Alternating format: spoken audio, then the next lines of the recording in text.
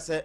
donkuma won sempa ye bo o man chichire ne so wo mo boso obadwafie ho a na domkese na ese de wo monte adwumayefo e wo ho nursing training college wo mo echire mu esakade ahodo bi wo ho no ma no wo mu didi dwuma e wo matena ye ho ne ya sesa e de akoma yuhasefo se wo mo fanya adwuma wo mo se wo mo je wo made emia ahodo a ye tu fam agudie ho no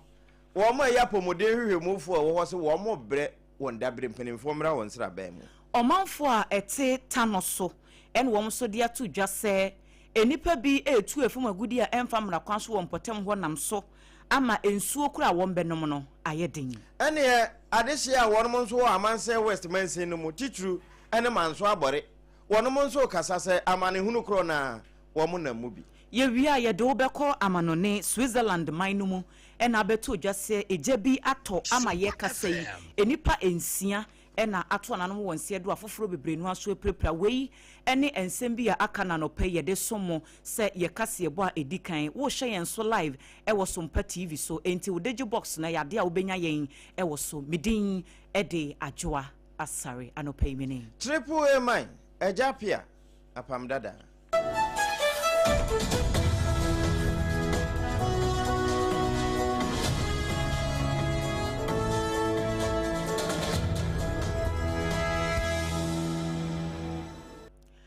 abusuafo afi yenje braniemfa ensem no enchiremu emamoe omanyi soafo ya wo hye amanyonye ensem esononyafo Muntaka Mohammed Mubarak en wode atu dwase artificial intelligence ya charity awa efreno AI ya nansemu wo mo de hye aptitude test ema enipa bia wo mo epese wo mo de wo ho hye bambo adwumaku ahodo no emu security agencies a ewo omayi emu no wo se AI no wo mu yusu ye ne de ne kwanso a eno no na opanyini nsem ya wode tu dwai eba ya na ye nura ensemtrofo nhyiamu ya wo frɛ sanse na nipa bebre e kasa wo ho se aban no se enipa wo mo apply ye se wo mbefa wo mo e wo security agencies no na wo mo bro 500,000 na chese million fa eno no na aban bekire mu se nipa wo mo pese wo mo fa wo mo adwuma no e ye nipa empimu num 5,000 enti wo hyamu a difference ne esun ye pa ne yese test ya wo mo koye yi ensem a ye bisa wo mo dodo no a enye de efa adwuma no a wo mo apply for no enti e kam yakwa so wo manfo no se aban ahyeda ene ye disqualify wo mo se wo mo di AI abase wo mo fa nya adwuma eno ena Muntaka Mohammed Mubarak enra wo friends amtwofo nhyiamu a wo kire ensemu ene wo de ato dwa se AI na wo mo use ye ne de ne kwanso ano no wo mo ye sa se de be ya se wo nkonkosi obi so se minim asumasi ana se minim obenten enti me kwa kotue sika bia ma ne yafame enti wo mo ye screening wo mo nyina e yade a wo mo bo mo ho modern ya AI ne bo a ye ma ye ka sasa nkrofo no wo metimia progress akọ ofa edi ho no ensem a wo de ba ye ne bini. Definitely you have to develop something that will help. You may talk about how fair the thing is or how unfair it is, but what method are you going to use as a way of not using human interference? So that I look at you and say, okay, you can go. You are too short, you can't go. You are too fair, you can't go. So you have to use a system that is devoid of human interference to enable the system to carry you to that end. Yes, I know the disappointment, I know the difficulty, but the issue is about joblessness and not issue about the security. And you, all of us know, you want to get a professional police officer. You want to get a professional immigration officer. You just don't want any person who will go in. I mean, I'm sorry to say this. We are having a challenge with people with mental issues in the service. You have people with drug issues in the service. All these things are things that you use, and through that, some people will fall along the way to enable you get. Someone said about the best of best. I know a lot of young people may be disappointed. Efise manasa amanyonye soafo ononyamfo Muntaka Mohammed Mubarak ne eni ekoti yi abusua SOMPA no nsiabre mu kase bode no na Kwadwoje Company Limited waso yasene anopa mu de no eno na ye be mawo a u TV no se LED no flat no anati kopa no so ye live for ho ye mu akwa abanyina ne ye koso aka wo se badwafie na mede wura donkuma wo Ghana mra se badwafie wo mo ba no de ne ye osahene Alexander Afanyamaken Alexander the Great na wo kasa se wura Ghana mra se badwafie ho a wo mo se donkuma ensam a eduba bia na edapono so no motion wo mo obi ka ye tokotodwem pa san eto asomu ne akoma mu nyina ebebo o man nkyekere ye den so ya na wɔn no yɛ wɔdɔm kuma fam no wɔn bɔ so a Hazard no kura pa no wɔgye so na campus speaker mpo ate wɔn ka na yaka say yes honorable member let's hear you the floor is yours na asa ensam no wɔn de no abere bia yɛbɔ de tugu na wɔka sansem na ni abere pa sanse ɔpɔn kyecheku bra wɔn wie yɛ wɔ pia no wɔ se kɔpɔn wopɛ sɛ wɔasɛm duru nyame anim na aka kyerɛ mframa no nso de sompa mu na kura mo yɛ kan wɔ bia ate de ɛkɔ so wɔ badwafie hu ni ɛtwetwe aso ha adwene wo de mu ntie bi. Some of the minorities' motions, though formally advertised, have still not been taken up for debate in the House. A typical example is the motion on mass dismissal of Ghanaian workers when this party came into office. There was a letter from the Chief of Staff directing that recruitment that took place after the election should be terminated. However, state agencies decided to go back to 2017-18. People who have been in the employ of state-owned institutions, not just the civil service, since 2018 were sacked. Attempt to bring this matter to the public space remains frustrated. The first was a preliminary objection by the majority leader, and when we filed an appeal, though the appeal motion was allowed, but the debate is still in abeyance. The motion was moved, seconded, and one contributor was taken. It's been 8 months. It always appeared on the other people. We are unable to take it. Why? No, why? When you're the Abeka, because why has a long tail as ceremony. Na ye rafa nyama ke amananso no wasanto aso se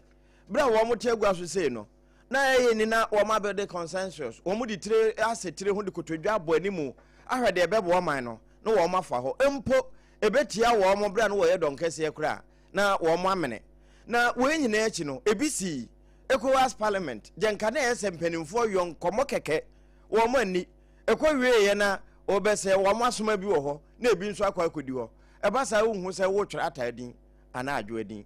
of we having two, strangely, we were denied and only one was given us, bypassing this formula, and we're told that we should take an observer status. When it came to ECOWAS Parliament, though the formula was agreed, yet the majority out of the blue decided to mount a motion without notice, amending the minority's proposal, which had been agreed at the Committee on Selection, and the consequences of it are so unfortunate. As we speak, on all delegations, the minority has been denied because we have insisted on our rights. I pray that we are able to resolve this matter. And no, futu mra sebedweni, Ghana mra sebedwefie, ura ho a, won na dado nkumana no, osahene Alexander Afenyomake.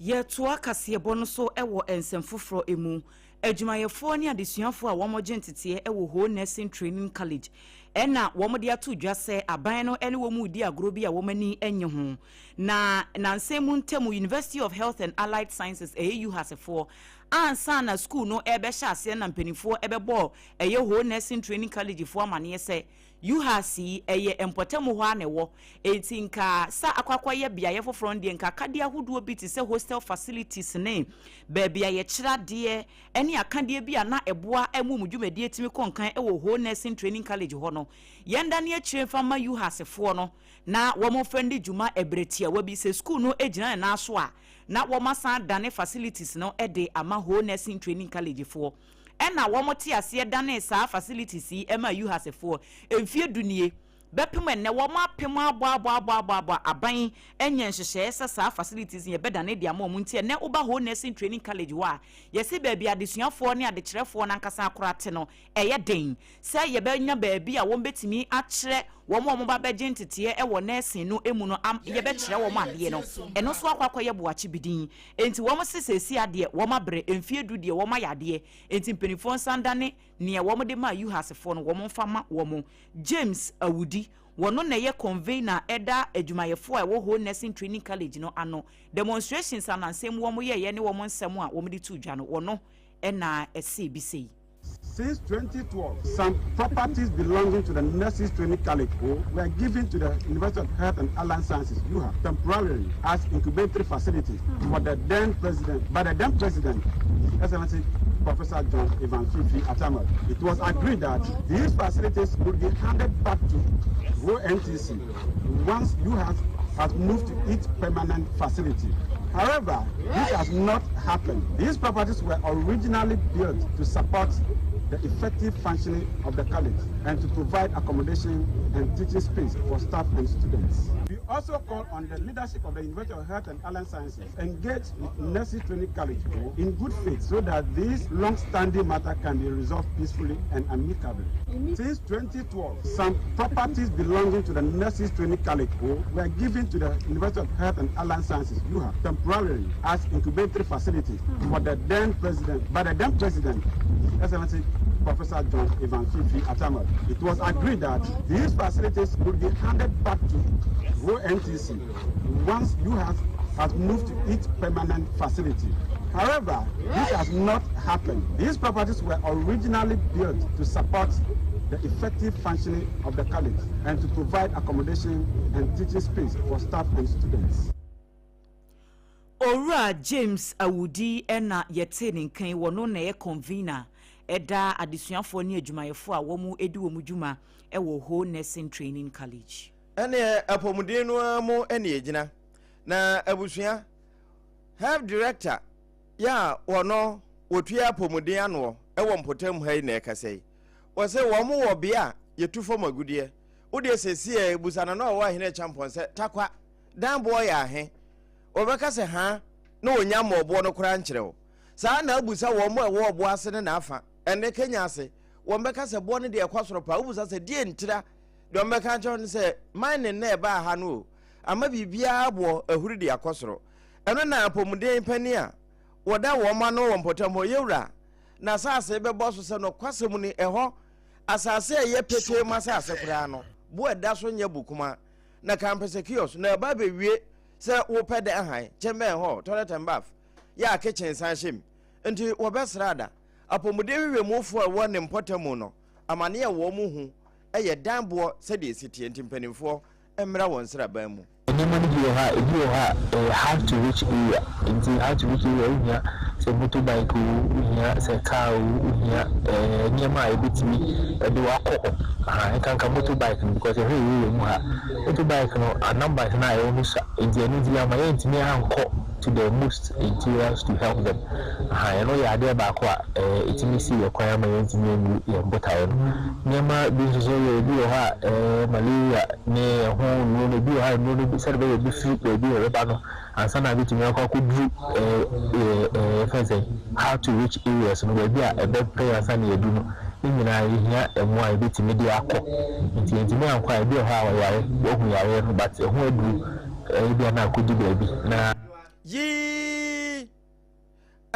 adwa kan ho enti we no wo kan na ayasabiafo no kura ebi wo ho mu adokotafo ena Dr. Jerry Edu we have ano Southwest Assembly ye kan yo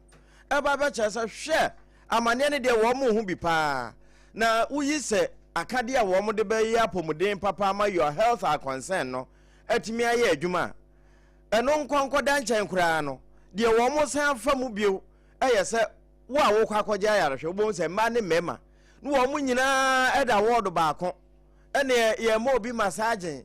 na ye mo obi aduro ni ye mo obi mframa ni nyina word baako ye ba baako ye be ma no wo mo da word kro boy the GDP say stakeholders and I say other organizations so we akwanya say akwan no ha obi bitimi aba boy na yetimi aye facilities ni yetimi aje ahoho recently we see males, females, children's ward and detention center also. And also so assembly board home in pass a bit in completing within the next before the end of the year. Send a bit me I inform the bill to a bar the general to hide the baby other. What and they Dr. Jerry Edua and Ebenezer Usu and Sana Sanko Moyina no womo bosso Eddie Gunasom. Na deputy director ya wo he nursing services e wa hafano Southwest ho madam Mary Ajay na batampanso de ne de e kan ho omo ba na so enso we ni sa empempi dodo na eba ina mbedin koma na ko skasam e na de bro na we empotam ha no nya adwuma etu de sana na mekunu ni ho na miniska obeba obehye no bi aboso ne san bra obehye na ni ma omra na boso ne sa na na kwa ya so amana wo na wo se moja mu hwe mu bi ho kra wo sanka oye ma wo na uhu ni ekọ na bibi ho wa sa no ntem na we ntini ameye ama o so kwetwa scan na we ntini ameye enso wa be wo so hwe no sa na me ni nyina na mo ye man ebo ni etimi hwe omu yi e ma se bibi ahyase a etimi ahyase ntem na o ma timi awo afa mo afọ mo ba eno madam Mary Ajay we nurse panin pa be de akire ewo wo mompotem ho breko a we ya mekan midimafo herbal center onkonko hye bi Dr. Tamda so wono all the time kura to ya de no so na watu ase de amaw na mom se wie na ebia kidney no ho haw ana ye brebo no wo hie nnuro no mo ebetimi healing ntemo a no wabusa sa 2074 wanom bi pe wo se de bi wo se kan ho koto bi kan waduro no ho na abo ama ho atɔ enti ba bi ato nnuro bia ahyeta eno na ene ya wo anopai Sompa FM ni TV so ka se bo Facebook ni YouTube nyina ye de esomo ye to aso ama omanfo ya eteta no so wo Tano North Mensi no emu eno no wa hafo mantemu ene wo mo de adesrede to mpanimfo anim se wo mo mra wo mo nsra ban mu mrahye bedwani ye wo mpotem ho no nyamfo Gideon bo akon na fei Mensi krache se baabi aduro no de eya hadwene galamsefo adwuma a wo mo ye wo mpotem ho ase wo mu nsuo nyina enti se wo mbenya nsu papa no wo mo anom edi bi edi wo mu dwuma de akwakoya ade bi a edin pa se wo benu aduane a agi se sachet water no wotete ne nkete na wodi anu aduane no so de enya de ebeboa wo masetena tembia no bi se ye top parky ena discuss what to be abede no ebi no wo mu dodo na ebie kura no ye bie pipe no no senti e ba no ebie na e ba no enye na de be no de no nsu no ro no kura ye mehu se wo senti system wo mo no eno anu wo mo no ntimi so de no pipe no de na se wo no no dos no ye kura no anya yale nsu no e wo no ma na ya to pipe nti ye to pipe no mu a mfa na se ye to mo awie ya na ye to mu a e bi kura de be chansan ye bia ne kala no esesa ebetimi aba first ayi bucket baako na efe de etoso on beba na de eye fi pa etise nsu ato na nsu tanen no beba no chire na beba ni black part de ya yambi nsu no ho no ma na ya to pipe wei eye omanfo bi a ete Tano so ena yete wo mo nka no wo mo ne yama ne boni na agema no pambo ena edi sa nkomo yi Ebusia eno nsiabre mu kase boya oda de na nakwajoje si de na waso asene anopa no eno ene ede ma wei na saa pomude kro na ho nsam a timamufo no bi ekasa wo ho no ena ade hia wo mo manso abore nso ene bedu bawa Abraham edi nkomo na wo mbeche se wo mo nso fa haw mu ehuna mane pa na wo de wo mbekase electricity extension eye wo mo haw edi kan enti Tano sofo de wo mo haw atu anim no wo mo nso ankasa won tiri ho a yebeyi wa yibone bom na retro area ndie zonyu mira isumunku a cause lighting system no go through because we rub and tembia isumunku a ana krowan so ya dansi sie no so enso ni papa enti dan bobo ho tembia isumunku na edi akona ba ona bokwa ne fato no so ye nsomoni e kwa ha no ugusu a mpanimfo ema de sori awire mu ne ye ne eye nim guase kora ma kurikuru no so kuro kase nye akurasi bi kuro kase pa wasenki hia toilet kama pa betie ni bi ye mpanimfo ye ma ni nyina ni wiram enye fine enkania no enyina so kura kakra bia ne adum no post no so se ebi ko ba bia this ye bre ho a trese this ye den tabo ye ko pai entabo talo no so esiwa na awu ubawu tim na empempro enti eye dangerous pa eno ne brofo no kan ehu dangerous pa adesha won mo manso abore ewa amanse west mansenemo wo makosem ni na abusua ba bedu ana toma na yen we ya ye kan anopai wadididie na ansa na abedidi no wo se no watwi untwi ya uhia ya toothpaste and brush no na ya se na ye adwuma se nkonya ne brush no so bristles ne ye kama nya de tutu no bia na ye se wo se chi nam no a enti ya no wa hye no so ba bi eto ade bi wo ho Ghana ha de ya za no ye wo ne nketoa ye wo adantemu na ye wo na kase afei wo heba ye wo total care ene ye wo whitening ebema wo sena ye fitaa se sukyire man jampre ni nyina be frase na oral hygiene no wasanso anya ode na afei ohome a hua papa bi aba wo ye ameka ho asemi anopai womfa bi ntwi ya eno bi na ahia wokuta mu na ye de kase no eto a wo ba bia wo watwe osua wi a ya didi bra wonu matoso no wudi nsu adidi mu edu wobetimi aye adwuma fifiri ate wo na edemfa so pa bia bra man no just hot kinky enna metimi akamfo de amawo eno na enemre wobakasa wi emre mu 21st century ye de wo mue no wo mo bodokono 3 Ghana cedis eja kamae ne ho ade enti wo a woto dokono ya fe na akwafete aburu no eka bebrebe nikanika ka ejade ensuo emaye ka ho na kokan 3 cedis na fe ko ton 7 cedis edi wo mfa so wo mo odome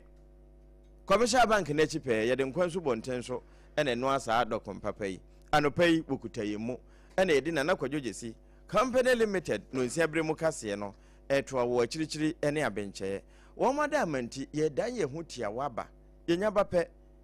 ye de kase no ebekwa amanone baase ya ejato dia ne fare bai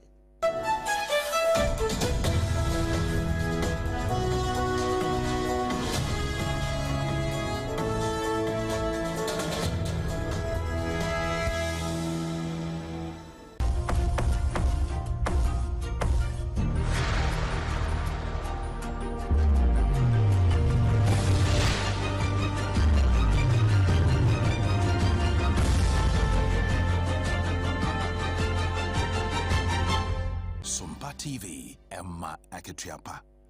Emma Aketiapa ampa ebusuafo yekowie kase no ewo amanone na Switzerland mino emu ne yeko ehyen bi akonya kwanhia enura ama enipa beye ensia ena manebo no echiremu ese atoye efamu ewo Switzerland womo ato nanom ewo ensie do sede bambofo editu dwa no na womo echiremu ese we ne ye kwansi beye aduonu ya na eko oman no kropon ben emu na enipa miensa so en wo mu eprepra ewa akwanhie ni mu ayede wo mu akopi mu ewo ayasabia bambofo echese wo mu da so echese de be ya sankrofo no wo mu hu ebetimi ato mu obi anim ekwan a eja no sifa eto ehyen no emu nam so ma nipa ensia wo mu ahwere wo mu nkwan ya ya sanso empenifo ahyase yenhwehwemu no wo mahunu ba bia eja no ehase ne ekwan ye ba ye kora ansana sa rehusemi esi enti enu a social media X yi eso ena Swiss mampanyin Guy Pamelin wode koto so se wote asem no kora no na wono ankasa ne ra ho se ne manfo enipa ensia eja etimi atomu amomato na no wonse do sa no wo so wo behye se de be yan hwehwemu abambofo no eye no wo mbetimi ayesi ase na ebre ya eda yenim no wo mo ebehwe se bibi etisa ensan ensi bi mabusua wo ma hwere wo ma de hye nso mampanyin ya wo Switzerland mino emu se wo ma sankrofo no nyina yako wo mon kafra na de kura wo mo kom ye fro ho ben emeden na bas na mene eno so de ye de kase no esi ebi afe no waso afidi no na kwajogesi company limited anopa no nsia kase bo a Leicester company limited nso de ya toothpaste e kan ye ho midimafo eba center wo de time to ye nso a ye di just hot kenke do kompapa hyehyehye bia 2074 dudo no ye no mu bia ansa na ye didie eso yase na ye de ba ye no de di mu akotene ebi ene se swafo a wo hwe afisem ensem so de ato dwa se AI ya wo de ye aptitude test ema enipa bia na wo mo epe kwan ewo bambo adwumaku ahodo no emu no ne kwan so ano no eno ena ewura afenyo ma kan se AI se wo parliament a anka obeka se ye kan AI esan se wo mo nsem bia wo mo de bekose motion no empanimfo ntiempo no wo mo debate ho adesuafo ne adwumayefo a wo mo edi wo mo dwuma wo ho nursing training college e de ato aban anim se suapon no wo mo facilities bia ye dane e de ma UHASfo emfiedu bia etwam no wo mo je wo made ena hafo ano South West anasefo na dokotafo a wo se saban esisi adan ama adwumayefo a wonka anasefo na wo ma wo man ne area no adan bo eku o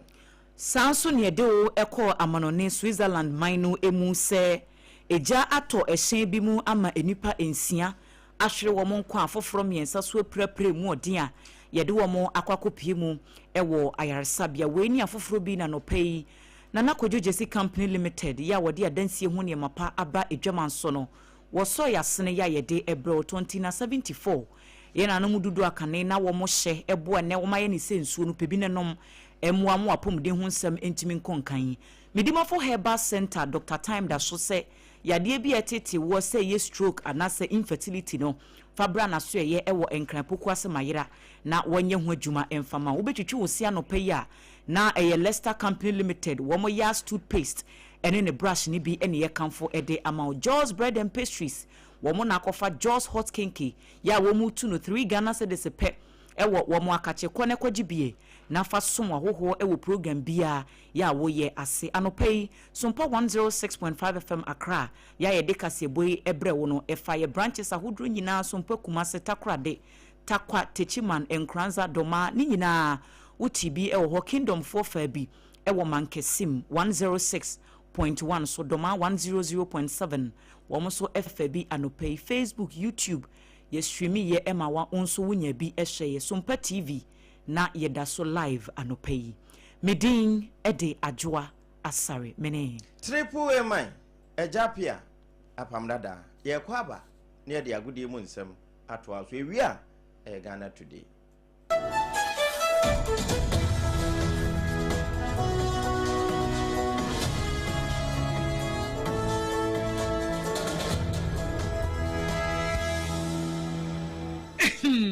Medo edrano pa wutimi to wo boase etwitwiwusi o ado na so nim se me de yas toothpaste ene ne brush ene twitwi mesima mi